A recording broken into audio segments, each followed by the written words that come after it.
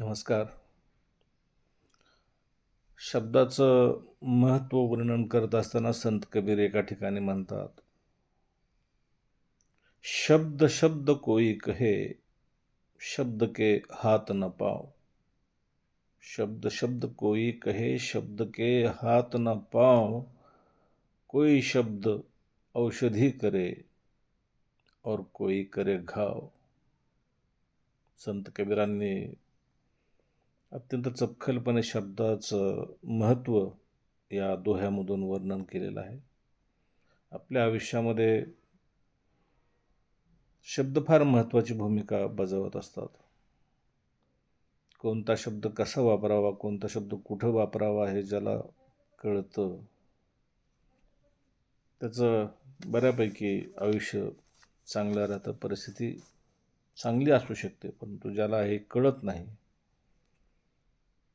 अनर्थ देखील या शब्दामुळे ओढू शकतो. एक मराठी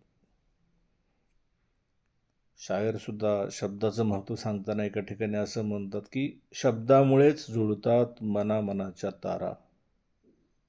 शब्दामुळेच जुळतात मनामनाच्या तारा आणि शब्दामुळेच चढतो एखाद्याचा पारा. शब्दच जपून ठेवतात त्या गोड आठवणी आणि शब्दामुळेच तरळते कधीतरी डोळ्यात पाणी. या शब्दाचं महत्त्व आपल्या आयुष्यामध्ये हे ज्यांना त्यांना समजून घेण्यासारखं आहे. आणि याच शब्दावर आधारित मी एक माझी स्वतःची रचना केलेली आहे की शब्द शस्त्र, शब्द वस्त्र, कधी मोरपीस, कधी अजस्त्र.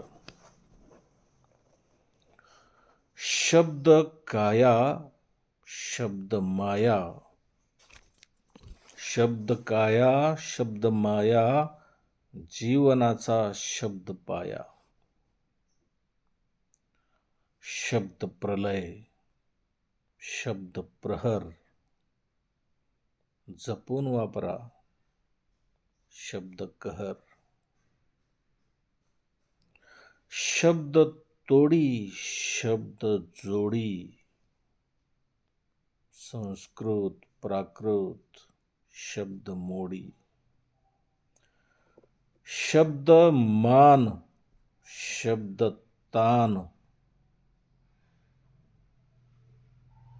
तोलून मापून शब्द प्रमाण.